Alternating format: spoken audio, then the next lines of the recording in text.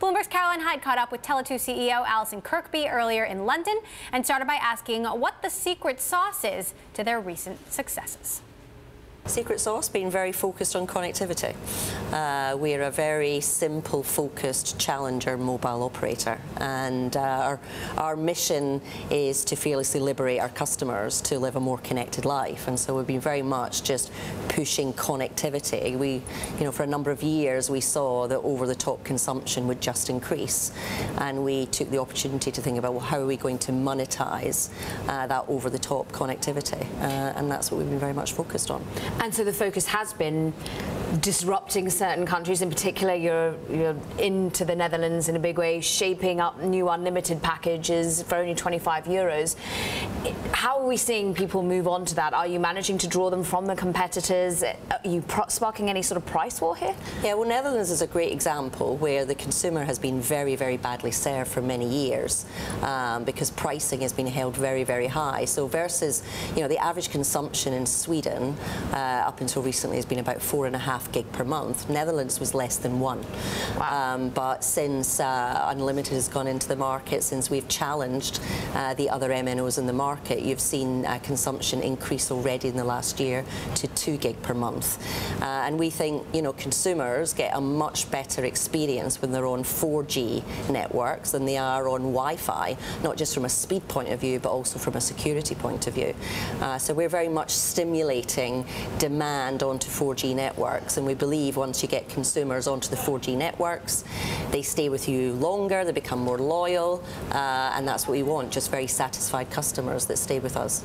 And you want them to potentially trade up into bigger and better packages. How do you do that if you're already on an unlimited package, for example? Well, what you've seen in other markets like Finland, where the average consumption is, I think, 10 or 11 gig per month, is they price behind speed differences, and they took advantage of the transition from 3G to 4G to do that. So there will be, as technologies change, there'll be new ways of offering new opportunities to trade up.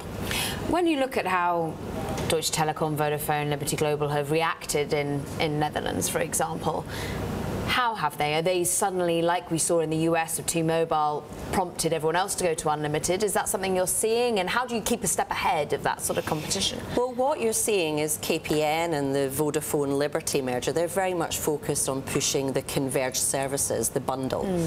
So they're pushing fixed and mobile and TV, but we're just pushing a very simple, great mobile product. So we're focused much more on the individual rather than the household.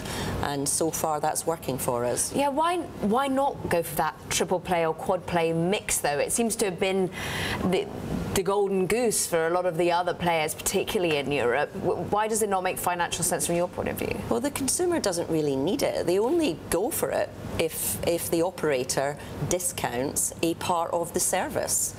And the individual is much more connected to the mobile device, whereas the household is connected to the TV and the fixed broadband. So we think it's two very different purchasing behaviours, and we've focused first on the individual and really pushing mobile technologies because we believe we've got the best mobile technologies to push there. We've not invested in our fixed network in the Netherlands, and so we're just pushing mobile for now. You interestingly said security is a big theme as to why you'd like some of your customers to use 4G more than Wi-Fi, for example. Is security becoming really very prominent in your customer base's minds, particularly as we see hacking, very sadly, become a more regular occurrence? Absolutely, and we see it very much in our enterprise businesses. Our B2B business in Sweden tends to support all of the big Swedish banks, and they're looking increasingly for us to help them develop products around security. And yes, with GDPR and the new legislation around privacy, the telco operators have a huge responsibility to protect individuals' private information. Are the regulators getting it as well? Do we think that the right incentives are there to be able to help people become more cyber-focused? It's not an area that the regulator has focused with individuals yet. I think they're putting much more pressure on industries that hold private individuals' information. But increasingly, when the consumer becomes more and more aware of these hacking occasions, then they look to those that hold their information and expect us to treat their information with the highest of standards. Talking of regulators, of course, we've seen in Sweden some of the top telecoms companies, including yourself, starting to be investigated by the EU. The Competition Commissioner, Margaret Vestager, seems to be everywhere at the moment. How do you deal with that? Well, you know, we were recently approached under an investigation, and you just accommodate all of their questions and give them all the information you need. And then we sit and wait and see what they come up with. But, and you're sitting and waiting at the moment, is there? Yes. No, all of the operators in Sweden were recently visited in April for an investigation, and we had them on our site for 3 or 4 days, and they've fully accommodated all of their questions, and they've taken that back to Brussels, and time will tell once they come back with further questions. Are you worried about it? Are investors worried about it? No. We obviously, there's nothing to say that we've done anything wrong. We run our business with the highest of ethical standards. There's nothing to say that the investigation was triggered by any one allegation. You know, sometimes these investigations can be triggered just because they want to do some testing, or they want to test one legal aspect of some of the laws that are out there. We don't know, but time will tell.